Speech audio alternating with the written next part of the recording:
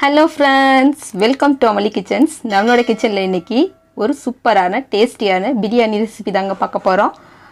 Vegetarian பிரியருக்கு ரொம்பவும் பிடித்தமான இந்த மஷ்ரூம் பிரியாணி எப்படி பண்றது அப்படிங்கறத வாங்க குயிக்கா பாத்துறலாம். அதுக்கு முன்னாடி நம்மளோட சேனலை ஃபர்ஸ்ட் டைமா பார்க்கறீங்க அப்படினா மறக்காம சேனலை சப்ஸ்கிரைப் பண்ணி பெல் ஐகானையும் கிளிக் பண்ணுங்க. வீடியோ பிடிச்சிருந்துச்சுனா லைக் பண்ணுங்க. வாங்க இப்போ மஷ்ரூம் பிரியாணி எப்படி பண்றது அப்படிங்கறத பாத்துறலாம்.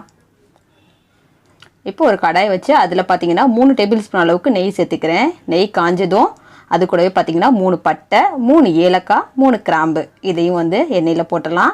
எண்ணெயில் பொரிஞ்சு வரும்போது இது கூடவே பார்த்தீங்கன்னா 200 கிராம் அளவுக்கு நீலவாக்கில் நறுக்குன வெங்காயத்தையும் ஆட் பண்ணிடலாம். பட்டை, ஏலக்காய், வெங்காயம் நல்லா வதக்கிக்கலாம். வெங்காயத்தை ஓரளவுக்கு நல்லா வதக்கின பின்னால் இது கூடவே பார்த்தீங்கன்னா 2 பச்சை மிளகாய் சேர்த்துக்கலாம். பச்சை மிளகாயும் சேர்த்து தொடர்ந்து நம்ம நல்லா வதக்கி விட்டுக்கலாம். இப்போ இது கூடவே பார்த்தீங்கன்னா சின்னதாக நறுக்கி வச்சுருக்க தக்காளி ஒரு 150 கிராம் அளவுக்கு அதையும் இது கூடவே சேர்த்துடலாம். வெங்காயம் தக்காளி நல்லா மசிஞ்சு வதங்கி வரட்டும். இப்போ இதுக்கு தேவையான அளவுக்கு 1 டீஸ்பூன் அளவுக்கு உப்பு சேர்த்துக்கலாம். உப்பு சேர்த்து தக்காளியை நல்லா தொடர்ந்து வதக்கி விட்டுக்கலாம். தக்காளி நல்லா மசிஞ்சு வெந்த பின்னால் இது கூடவே பார்த்தீங்கன்னா பூண்டு பேஸ்ட்டு 1 டேபிள் ஸ்பூன் அளவுக்கு அதை சேர்த்துடலாம். இது கூடவே பார்த்தீங்கன்னா 1 டேபிள் ஸ்பூன் அளவுக்கு இஞ்சி பேஸ்ட்டு அதையும் சேர்த்து நல்லா இஞ்சி பூண்டோட பச்சை வாசம் போகிற அளவுக்கு நல்லா பரட்டி விட்டுக்கலாம்.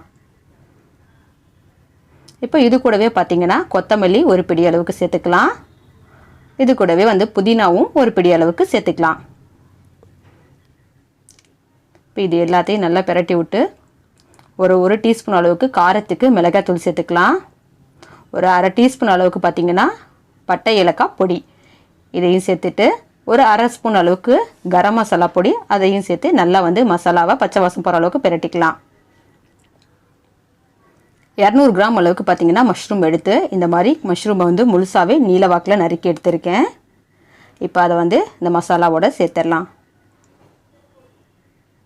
மஷ்ரூமு மசாலாவோட நல்லா பிரட்டிக்கலாம். உடையாத அளவுக்கு பொறுமையாக மசாலாவோட பிரட்டி எடுத்துக்கலாம். நல்லாவே மசாலாவோட பிரட்டியாச்சு. இப்போ இந்த டைமில் பார்த்தீங்கன்னா ஒரு அரை கப் அளவுக்கு எடுத்து கெட்டி தயிர் அதையும் இது கூட ஆட் பண்ணி நல்லா இன்னும் கொஞ்சம் கூட நம்ம பிரட்டி விட்டுக்கலாம்.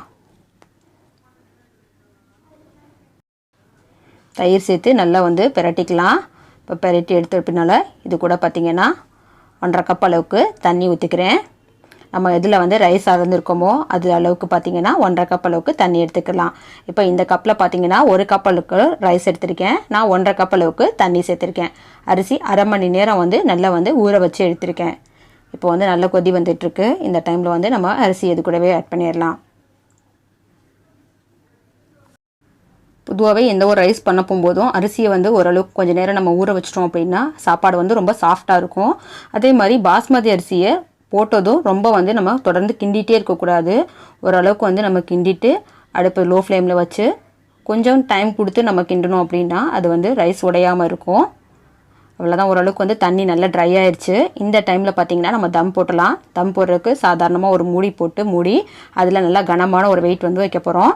இப்போ நான் இஞ்சி பூண்டு இடிக்கிற கல் வச்சு இது தம் போட்டேன். அவ்வளோதான். ஒரு 10 நிமிஷம்க்கு அப்புறம் இதை ஓப்பன் பண்ணி பார்க்கலாம் நம்மளோட ரைஸ் எப்படி வந்திருக்குது அப்படிங்கிறத. 10 நிமிஷம் ஆயிடுச்சு. ஓப்பன் பண்ணி பார்க்கலாம். நம்மளோட மஷ்ரூம் பிரியாணி ரொம்பவே சூப்பராக வந்திருக்கு.